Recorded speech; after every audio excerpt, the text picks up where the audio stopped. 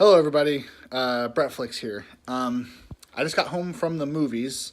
I saw a scary movie tonight, actually, and what is it? It is almost midnight as I'm recording this. So, because I saw a scary movie, I am going to just walk around the house, kind of make sure that there's nobody in any corners that I don't normally check. It seems to be okay. I've already checked the house. What I wanted to do is just remind you, always make sure that you have your doors locked, that everything is well lit, you have your phone on you at all times. Don't put it down. I don't care what you're doing. Don't put it down. In fact, while I am here,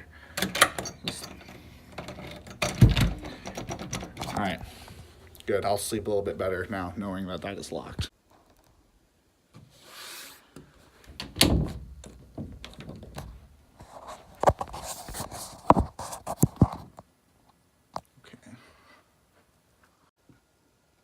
Hello, everybody. Welcome back to another episode of Bretflix.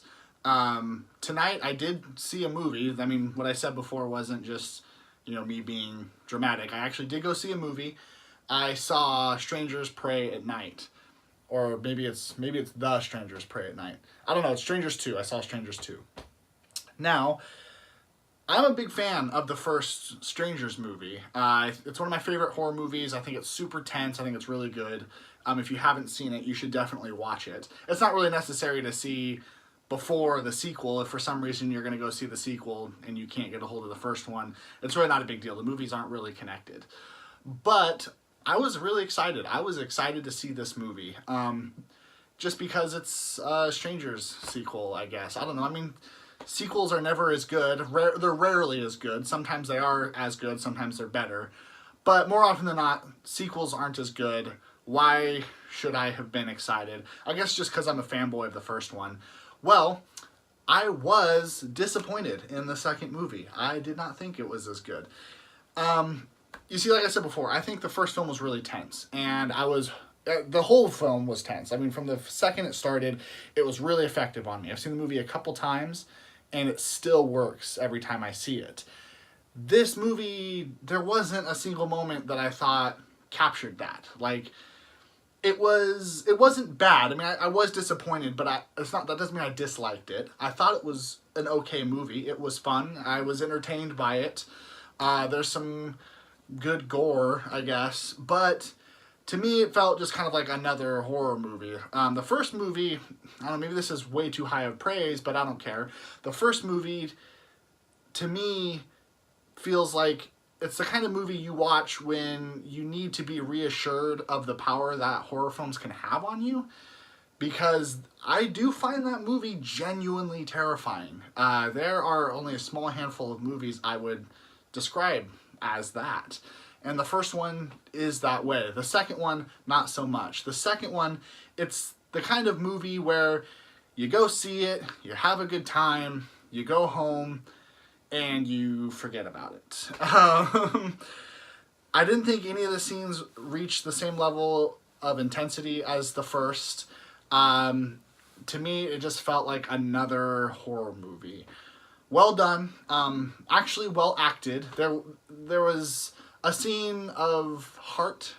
I was emotionally invested in the characters, I was sad to see some of them die.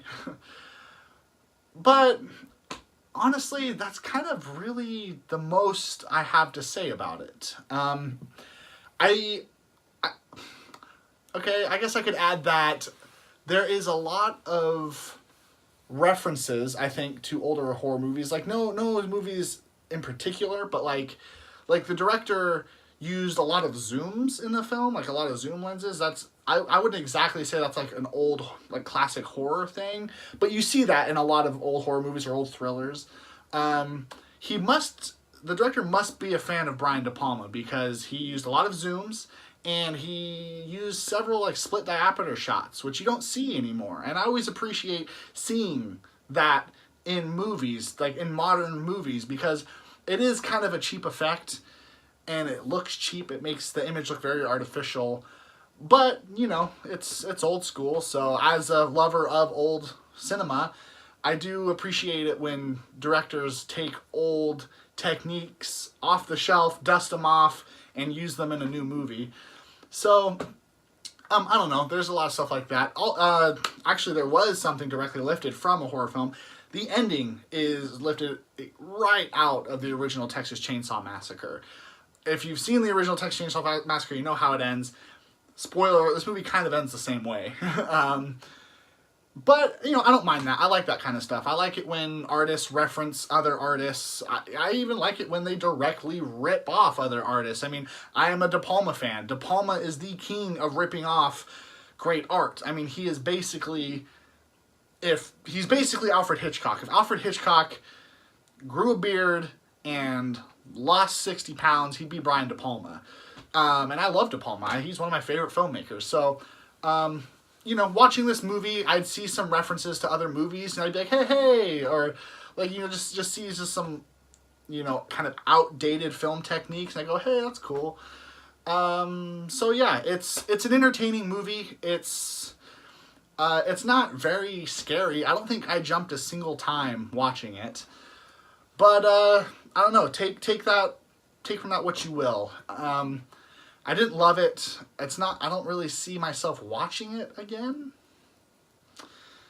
That's kind of a bad thing when it comes to, you know, how much you recommend a movie to somebody. But if you have nothing to do on a Friday night, I guess see this movie. Not in the theaters. Rent it. Wait for it to come on Netflix. Learn how to pirate movies and then watch it. Yeah, I think that's appropriate. Steal the movie, let one of your idiot friends buy it, borrow it from them, and then watch it. That way you're not really paying your own money. Yeah. See, when I do this stuff, I like to watch movies to give me inspiration, you know? And this movie is scarier than Stranggers 2. And it's a drama. This is a ghost story. This is a great movie. This movie's more frightening than Stranggers 2. Yeah, and look closely. All she's doing is she's eating pie. That's all she's doing.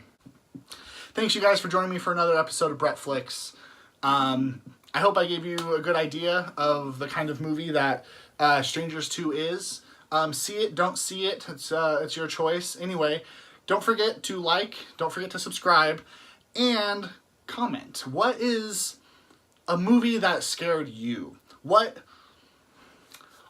is the scariest movie you've ever seen? Are there movies that have given you nightmares? Are there movies that make you genuinely want to lock your door? Let me know. And until next time,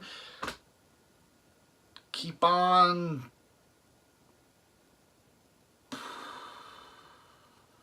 trucking.